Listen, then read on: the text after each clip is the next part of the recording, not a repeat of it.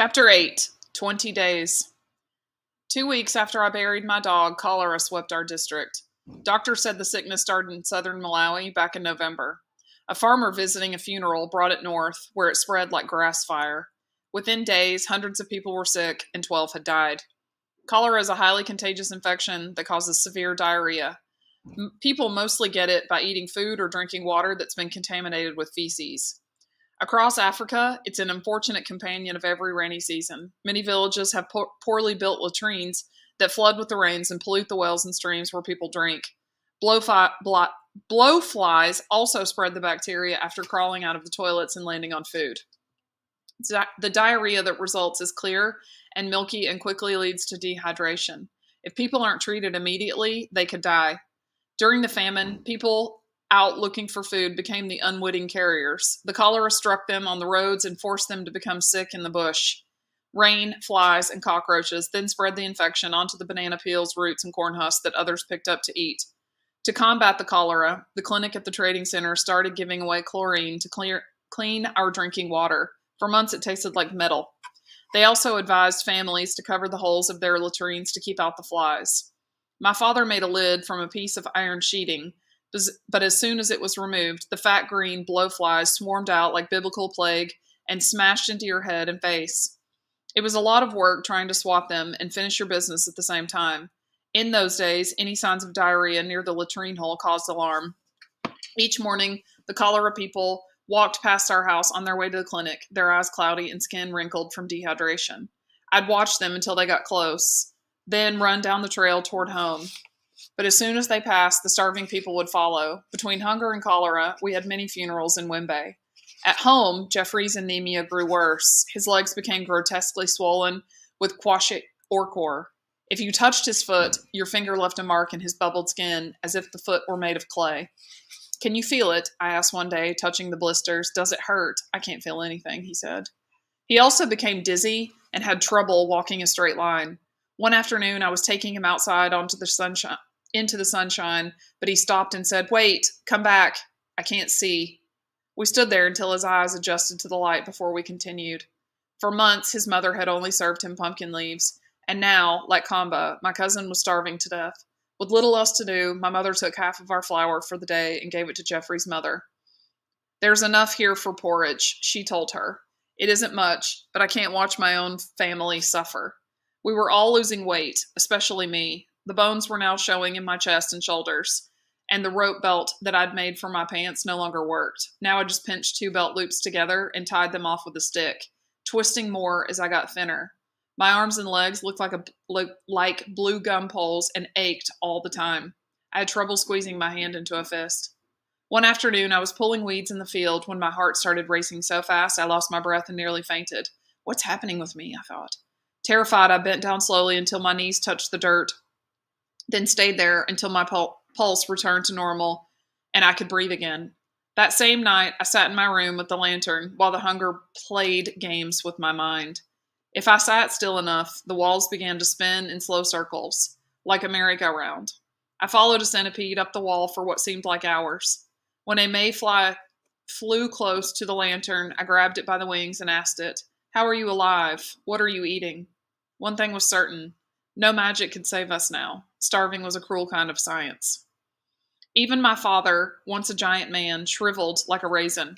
Sharp bones now replaced brawny muscle, his teeth seemed bigger, his hair was thinner, and for once I noticed the scars on his skin.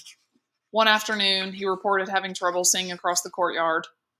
The hunger was robbing his vision, just as it had Jeffrey's. It seemed the thinner my father became, the more he wanted to weigh himself. He kept a maize scale hanging by a rope near the tool shed, and one morning I watched his routine. He walked out and gripped the hook, then hung there like a sack of grain, staring up at the needle.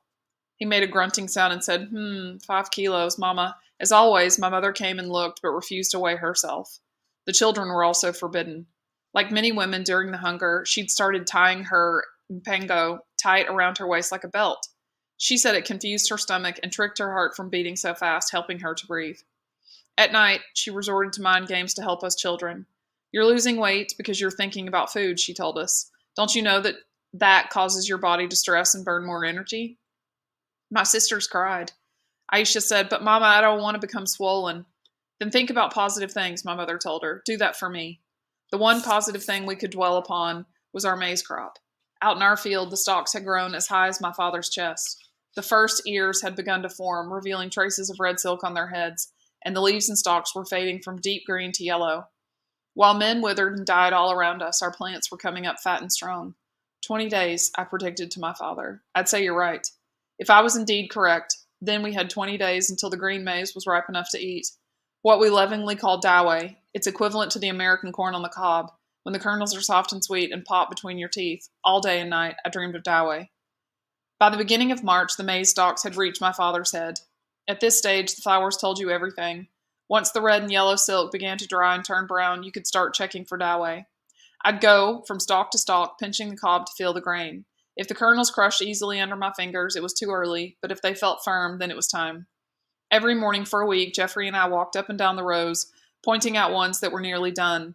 Then finally I spotted a cob that appeared ripe and gave it a squeeze. It was firm. This one's ready, I said. Yeah, said Jeffrey, pointing to another. And so is this one, and this one, and this one. Our long-awaited day has finally arrived. Let's eat. Using the last of our energy, we ran through the rows, pulling the ripe doway and cradling them in our arms. Soon I had 15 ears, and Jeffrey had the same.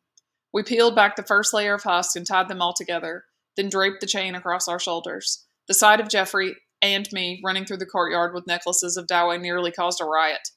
It's ready? Aisha asked, her eyes wide and excited. Ready. The doway's ready. In the kitchen, I stoked the coals of my mother's fire until they burned red. Soon my sisters were crowded inside the door, fighting for space. Relax, I shouted. There's plenty of doway for everyone. I placed several cobs directly on the coals, then flipped them until the peels were crisp and blackened. I burned my fingers pulling one off, then stripped the steaming husks and began to eat. The kernels were meaty and warm and filled with the essence of God. I chewed long and slow. Each time I swallowed, I was returning something that had gone missing long ago. Looking up, I saw my parents in the doorway. I don't think this doway is ready, my father said, snatching one off the fire.